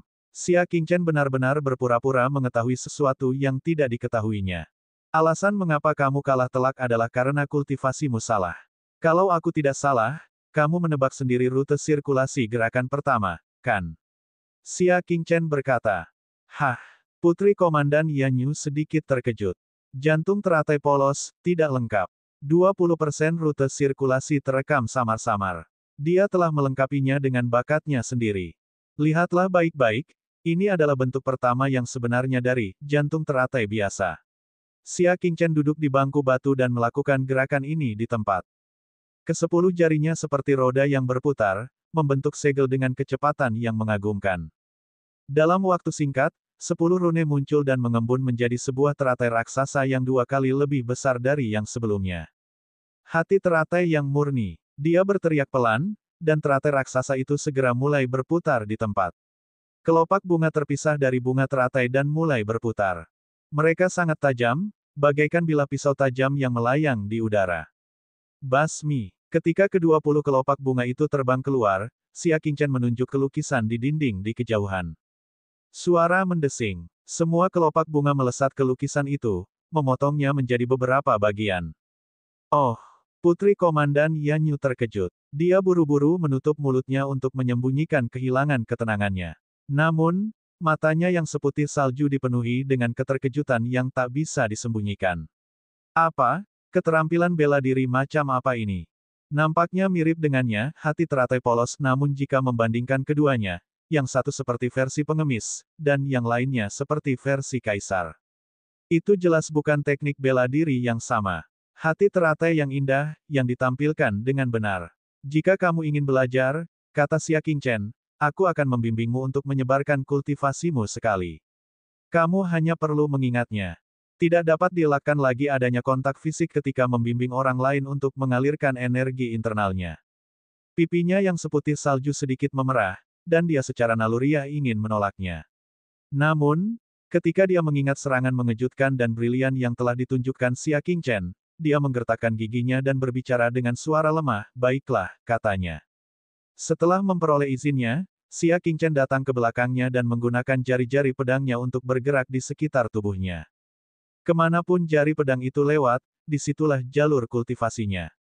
Tubuh lembut Putri Yanyu sedikit gemetar. Ia merasa bahwa dimanapun jari-jari Xia Qingchen bersentuhan, akan ada sensasi kesemutan. Namun, ia masih harus berkonsentrasi untuk mengingat rute peredaran darah. Konflik antara pikiran dan tubuhnya membuatnya merasa tersiksa. Untungnya, setelah beberapa saat, bimbingan itu berakhir. Putri Komandan Yanyu menarik napas dalam-dalam, seolah-olah dia baru saja mengalami latihan yang intens. Apakah kamu mengingatnya? Xia Qingchen bertanya. Wajah Putri Yanyu memerah seperti tomat. Dia buru-buru mengangguk sambil membelakangi Xia Qingchen dan segera mencobanya. Putri Komandan Yanyu tidak hanya tidak merasa terhalang oleh rute sirkulasi baru, tetapi dia juga merasa bahwa rute itu sangat lancar, seolah-olah gerakan ini harus diedarkan dengan cara ini. Suara mendesing. Pemandangan sebelumnya muncul kembali, dan puluhan kelopak bunga mengelilingi langit seperti bilah tajam. Meskipun dia tidak menggunakan kelopak bunga sebanyak Xia Qingchen, dan kelopaknya juga tidak setajam miliknya, tetapi asalkan dia berkultivasi dengan tekun, dia pasti bisa mencapai tingkatan Xia Qingchen. Hebat sekali. Putri Komandan Yanyu sangat gembira, seolah-olah dia telah membuka pintu baru. Biasanya dia tidak berekspresi, tetapi saat ini, dia seperti gadis kecil yang baru saja menerima permen. Dia sangat bahagia. Mendengar keributan itu, Night Demon Qiong dan yang lainnya masuk. Dia menatap wajah Putri Yanyu yang memerah dan berkeringat dan tidak bisa menahan diri untuk tidak menatap mereka berdua dengan curiga. Tadi, kalian, beri aku beberapa petunjuk. Zhang Xiaofeng dan Adipati Yu juga tampak aneh. Apa yang mereka lakukan di dalam tadi? Apakah dia benar-benar memberikan bimbingan? Kelihatannya tidak seperti itu. Wajah Putri Komandan Yanyu semakin memerah. Sekarang giliranmu. Biarkan Tuan Muda Xia yang membimbingmu. Aku akan menunggu di luar. Ai, tidak perlu. Aku akan melihat seberapa jauh kemajuanmu sebelum aku memutuskan apakah aku butuh bimbingan. Night Demon Qiong melirik Xia Qingchen sambil tersenyum. Maksudnya adalah, kamu pasti akan minum 3 cangkir anggur hukuman. Putri Komandan Yanyu segera menghentikan langkahnya. Tidak seperti biasanya, dia penuh semangat juang dan berkata dengan tegas, bagus. Ayo coba. Matanya penuh dengan antisipasi. Night Demon Qiong menatap Putri Yanyu dan melihat semangatnya untuk bertarung. Dia tidak bisa menahan senyum. Putri, semangat juang bukanlah satu-satunya hal yang penting dalam pertempuran. Dia tidak percaya bahwa kekuatan Putri Komandan Yanyu bisa meroket hanya dalam 1 jam. Dilihat dari ekspresi kegembiraannya, dia seharusnya telah menerima dorongan dari Xia Qingchen. Sayangnya, yang menentukan kemenangan atau kekalahan adalah kekuatan. Bab 1049, menolak memberi nasihat. Antisipasi di mata Putri Yanyu meningkat, dan matanya berbinar. Kamu takut. Setan malam Qiong sangat bangga sampai ke tulang-tulangnya, jadi bagaimana dia bisa terdorong untuk bertindak. Dia segera mengibaskan lengan bajunya dan tersenyum, baiklah. Aku akan menemanimu mencobanya lagi. Dia suka bertanding, tetapi dia hanya suka bertanding dengan orang yang lebih kuat darinya. Dengan begitu, dia akan bisa berkembang. Dia biasanya tidak akan memberi kesempatan kedua kepada mereka yang telah kalah darinya dalam waktu singkat. Itu karena hal itu hanya membuang-buang waktu. Kali ini, dia dapat dianggap telah membuat pengecualian untuk Xia Qingchen. Malam abadi, Night Demon Qiong membentuk segel, dan matahari hitam kecil mengembun di telapak tangannya, melepaskan cahaya hitam yang melahap. Putri Komandan Yanyu menatap matahari hitam dengan sedikit ketakutan di wajahnya. Tidak mau kalah, dia berkata, hati teratai yang murni. Bunga teratai merah muda yang 2 kali lebih besar dari sebelumnya terbentuk oleh segel tangan. Hah! Night Demon Qiong segera merasakan bahwa bunga teratai yang dipadatkannya telah berubah, tetapi dia tidak terlalu mempermasalahkannya. Bunga itu hanya bertambah 1 ukuran. Basmi. Dia menunjuk dari kejauhan, dan matahari hitam menerkam dengan kekuatan bintang jatuh. Bagus. Mati. Putri Yanyu berteriak dan menjentikkan jarinya. Sebelum matahari hitam datang, semua kelopak teratai menyebar dan berubah menjadi bilah tajam yang menyapu ke arah kubah iblis malam. Yemo Qiong sangat mengenal hati teratai Putri Yanyu yang murni, sehingga dia tidak menyangka kalau teratai itu bisa terbelah. Dia terkejut dan segera menghindar, tetapi salah satu kelopak bunga itu tanpa sengaja memotong lengan bajunya. Untungnya, dia cukup cerdik, dan dengan kaitan jarinya, matahari hitam kembali. Dengan atribut melahapnya yang kuat, semua kelopak yang mendekatinya dilahap habis. Hanya dengan cara itulah dia akan terhindar dari situasi kekalahan. Melihat ini, Putri Yanyu mundur dan mengepalkan tinjunya. Aku kalah. Namun, tidak ada kesedihan di wajahnya. Sebaliknya, wajahnya dipenuhi dengan kegembiraan yang tak dapat disembunyikan. Perlu diketahui, kultivasi Night Demon Qiong 1 tingkat lebih tinggi darinya, dan keterampilan bela dirinya pun lebih rendah. Betapa tidak percayanya dia mampu memotong lengan bajunya dengan perbedaan kekuatan yang begitu besar. Meskipun dia kalah, itu sudah cukup membuktikan bahwa keterampilan bela dirinya telah meningkat pesat setelah bimbingan Xia Qingchen. Keterampilan bela diri apa itu? Bahkan Night Demon Qiong pun terkejut. Pikirannya dipenuhi dengan pemandangan menakjubkan kelopak bunga yang menari di langit. Hati teratai yang murni. Putri Komandan Yanyu menutup mulutnya dan terkekeh, berbicara dengan cara yang jarang dilakukan orang lain. Kau bohong. Hati teratai yang polos tidak seperti ini. Sudah berapa kali Night Demon Qiong melihat Putri Komandan Yanyu menggunakan hati teratai yang murni.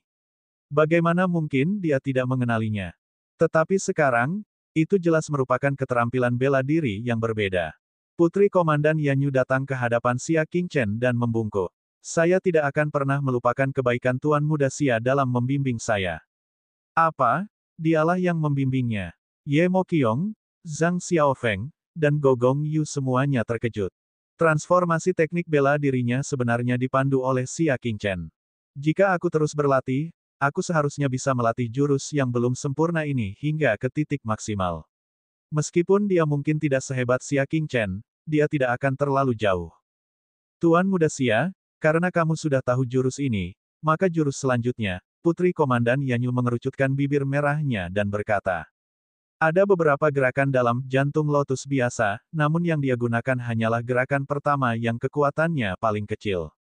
Dikatakan bahwa pada tahap akhir kultivasi, seseorang dapat memusnahkan musuh secara tak terlihat dalam jarak 3 mil. Untuk jantung teratai biasa, kamu hanya perlu melatih jurus pertama. Jangan buang waktu untuk yang lainnya. Yang harus kamu perhatikan adalah ki dingin di tubuhmu, kata Xia Qingchen. Setelah kamu mengendalikannya, kamu akan menemukan bahwa jantung teratai Suhua hanyalah permainan anak-anak. Putri Komandan Yanyu memiliki tubuh langka dari wanita es dingin neter. Begitu dia mengendalikannya dan mengubahnya menjadi kekuatan, itu akan sangat mengerikan. Benarkah? Jantung Putri Yanyu berdebar kencang. Aku telah berlatih, meridian yang memecah 7 hal mutlak. Aku tidak pernah berhenti. Benarkah? Xia Qingchen dengan hati-hati merasakan sekelilingnya. Memang sangat sulit untuk merasakan ki dingin dari tubuh Putri Yanyu. Dapat dilihat bahwa dia telah mengolah 7 teknik pemisahan pembuluh darah ke tingkat tinggi dan telah menahan energi dingin di dalam tubuhnya. Nanti aku akan membimbingmu satu persatu tentang cara menggunakan ki dingin di tubuhmu dengan lebih mudah. Ujar Xia Qingchen. Sekarang, dia bisa perlahan-lahan mengajarinya cara melepaskan energi dingin di tubuhnya dan cara menggunakannya untuk melawan musuh. Begitu dia mahir, dia bisa mulai mengolah teknik bela diri yang menggunakan energi dingin sebagai persiapan untuk terobosannya ke alam dewa. Bagus, bagus, bagus. Aku akan menunggu, kata Putri Komandan Yanyu dengan gembira. Dia telah melihat Xia Qingchen memberikan petunjuk kepada hati teratai yang murni dan memperoleh manfaat besar darinya. Dia tidak meragukan kemampuan Xia Qingchen dalam memberikan petunjuk. Kakak Xia, apakah kau benar-benar mengajari sang putri? Kau tidak boleh mendahulukan kekasihmu daripada teman-temanmu. Karena kau memberiku petunjuk, kau harus memperlakukan semua orang dengan setara. Kalian semua boleh pergi, kata Xia Qingchen. Putri Yanyu dan yang lainnya segera pergi, hanya meninggalkan iblis malam Qiong. Tanpa menunggunya berbicara, Xia Qingchen langsung ke intinya, dengan garis keturunan dewa keluarga Ye, memang pilihan terbaik untuk berlatih keabadian malam abadi. Namun, keabadian malam abadi dibatasi oleh ketebalan garis keturunanmu.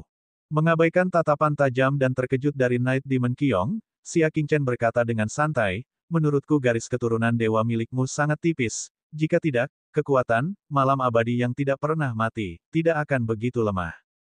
Night Demon Qiong menarik napas dalam-dalam. Tiba-tiba dia merasa bahwa Xia Qingchen, yang sudah lama dikenalnya, ternyata sama sulitnya dengan seorang ahli tertinggi. Kamu sudah cukup ahli dalam seni bela diri, jadi kamu tidak perlu terlalu banyak bimbingan. Satu-satunya hal yang dapat ditingkatkan adalah cara kamu menggunakan garis keturunan dewa. Xia Qingchen berbicara terus terang dengan yakin. Kekuatan garis keturunan dewa tidak boleh dicampur dengan kekuatan bintang-bintang utama. Sebaliknya, kekuatan itu harus dioperasikan sendiri. Dengan begitu, kekuatan yang meletus akan semakin kuat. Kekuatan garis keturunan dewa sangatlah dahsyat. Jika digabungkan dengan kekuatan bintang-bintang besar biasa, kekuatan itu justru akan melemah. Daripada itu, akan lebih baik untuk membuka meridian baru untuk menyediakan kekuatan garis keturunan dewa. Jika kamu percaya padaku, aku bisa membuka meridian baru untukmu sekarang juga. Ucap Xia Qingchen. Night Demon Qiong telah menatap Xia Qingchen. Setelah waktu yang lama, dia menggelengkan kepalanya dengan ragu-ragu. Aku akan memikirkannya. Garis keturunan para dewa adalah rahasia inti keluarga Ye. Dia harus berhati-hati. Maumu, biarkan Zhang Xiaofeng dan Adipati Yu Tua masuk, kata Xia Qingchen. Karena dia agak khawatir dan menyerah membimbingnya, Xia Qingchen tentu saja tidak akan memaksanya. Setelah itu, dia membimbing Zhang Xiaofeng dan Gu Gongyu secara bergantian, membuat mereka meningkatkan teknik bela diri mereka dengan cepat. Biarkan Putri Yanyu masuk. Selama waktu ini, aku akan membimbingnya sendirian selama sehari. Kalian tidak diizinkan masuk, Xia Qingchen berkata. Keduanya menjawab dengan gembira dan pergi. Tak lama kemudian, Putri Yanyu masuk dengan ekspresi penuh harap. Pertama-tama, izinkan saya memastikan sejauh mana Anda telah mencapai meridian yang memecah 7 kemutlakan. Jari Xia Qingchen mengetuk punggungnya, dan gumpalan samar api surgawi muncul. Ki dingin di tubuh Putri Yanyu segera bereaksi secara naluriah, sedikit merembes keluar. Tempat-tempat di mana energi dingin merembes keluar adalah meridian yang terbuka. 7 meridian ki dingin. Ekspresi persetujuan yang mendalam muncul di mata Xia Qingchen. Meridian yang menghancurkan 7 absolut telah sepenuhnya terbuka. Xia Qingchen sangat jelas tentang betapa menyakitkan proses membuka meridian baru. Itu tidak ada bedanya dengan menggunakan pisau untuk perlahan-lahan memotong saluran baru dalam tubuhnya. Hanya dalam waktu setengah tahun, dia telah berhasil membuka 7 meridian. Dapat dilihat bahwa dia telah berkultivasi setiap hari dan tidak pernah berhenti. Jika tidak, akan sulit baginya untuk berkultivasi.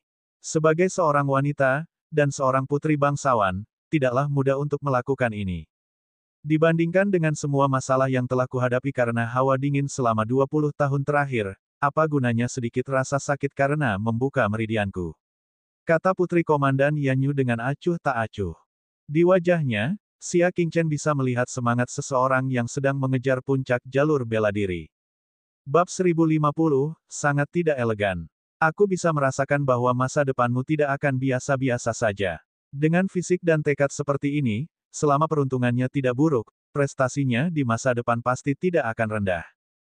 Dia tidak berani mengatakan apakah dia bisa menjadi dewa atau tidak, tetapi itu bukan masalah baginya untuk mencapai alam matahari, titik ekstrim seni bela diri di dunia manusia.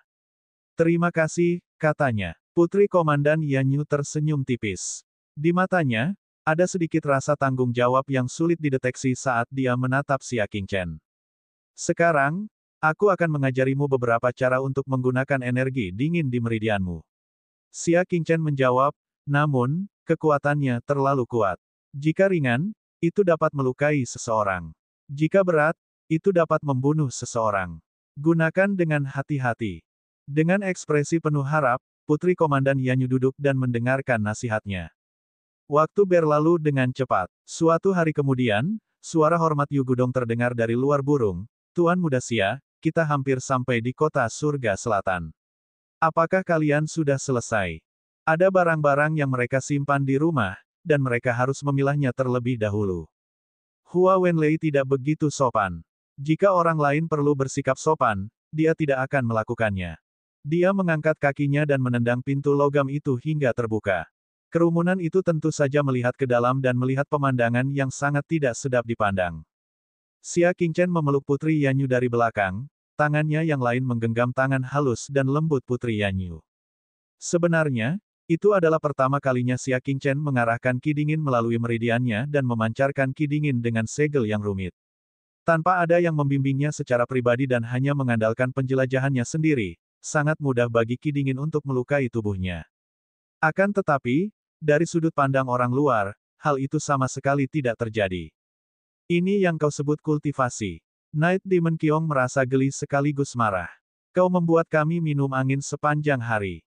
Wajah Putri Yanyu langsung memerah. Dia buru-buru meninggalkan pelukan Xia Qingchen dan berkata, aku sudah mencatatnya.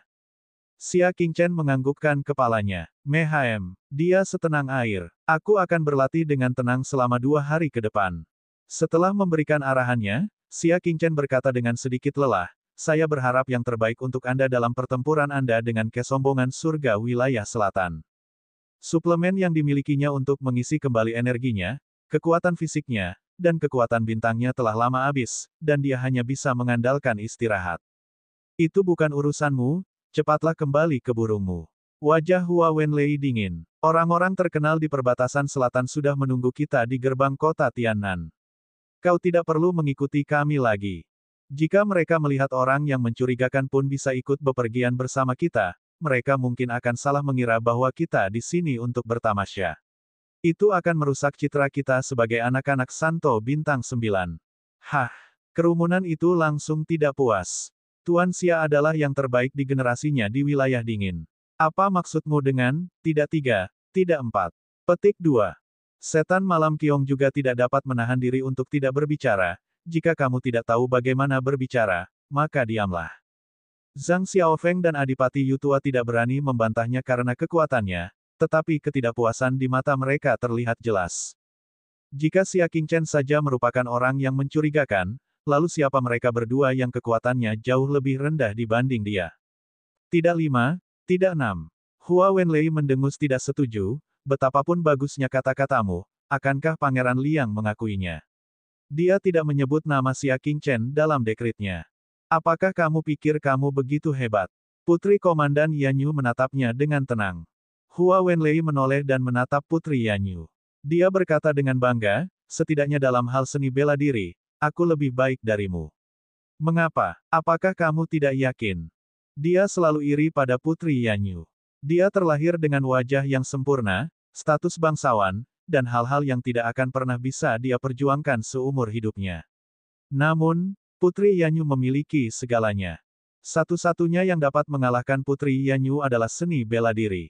Jika aku jadi kamu, aku pasti sudah melampaui di Guiyi dan menjadi orang nomor 1 di wilayah dingin. Kamu menyia-nyiakan sumber daya terbaik di wilayah dingin, Ham. Hua Wenlei berkata dengan nada meremehkan. Jika dia seorang putri dan menikmati sumber daya terbaik, kultivasinya pasti jauh lebih tinggi daripada yang dimilikinya sekarang. Namun, dia tidak tahu bahwa Putri Yanyu telah diganggu oleh Ki Dingin sejak dia masih muda. Dia disiksa oleh penyakit setiap hari dan tidak dapat berkonsentrasi pada kultivasi seni bela diri.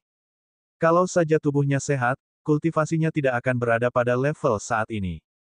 Bersaing dengan musuh adalah keterampilan yang sesungguhnya. Apa masalahnya dengan bersikap tidak masuk akal di rumahmu sendiri? Kata Putri Komandan Yanyu dengan tenang.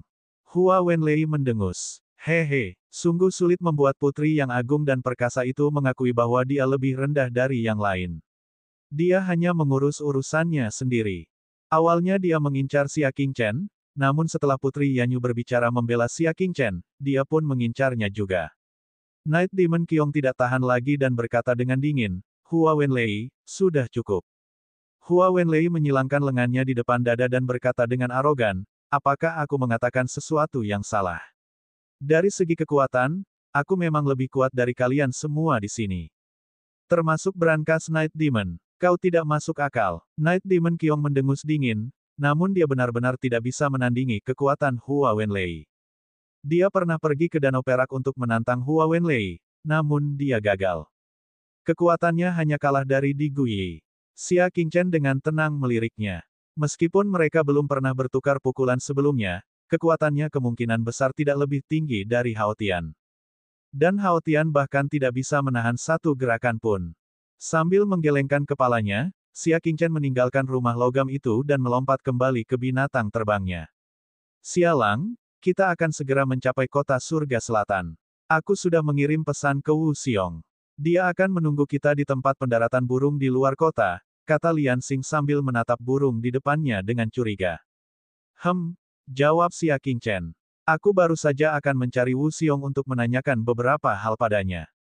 Wu Xiong telah menerima perintah dari istana militer 10 hari yang lalu untuk dipindahkan ke perbatasan selatan sebagai Wan Xiaoqi. Tidak diketahui apakah dia berhasil mengumpulkan informasi yang diinginkan Xia Qingchen. Setengah jam kemudian, dua burung yang terbang berdampingan tiba di peternakan burung di luar kota pada saat yang sama.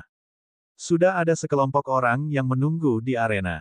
Hua Wenlei berdiri di punggung burung itu dan menatap ke arah kerumunan yang menyambut mereka. Dia tersenyum tipis, nama seseorang seperti bayangan pohon. Ini adalah reputasi orang suci bintang 9. Dia melirik Xia Qingchen sekilas dan tertawa meremehkan. Paling-paling, hanya beberapa orang rendahan yang datang untuk menyambutnya.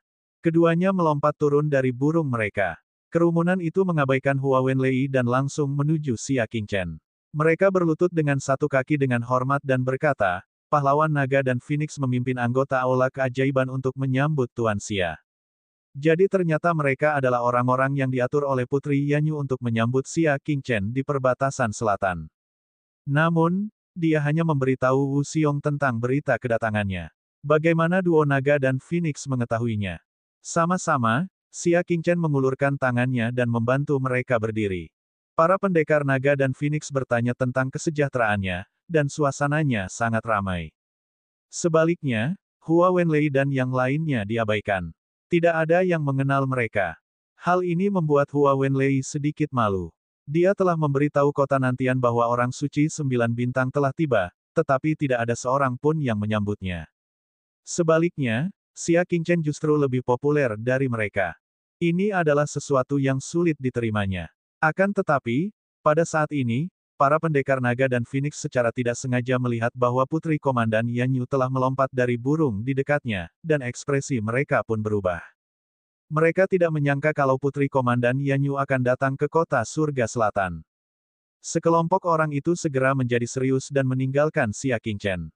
Mereka tidak mengatakan apa-apa dan pergi menyambut Putri Yanyu, Hua Wenlei, dan yang lainnya. Kami buta dan tidak tahu kalau Putri Yanyu ada di sini.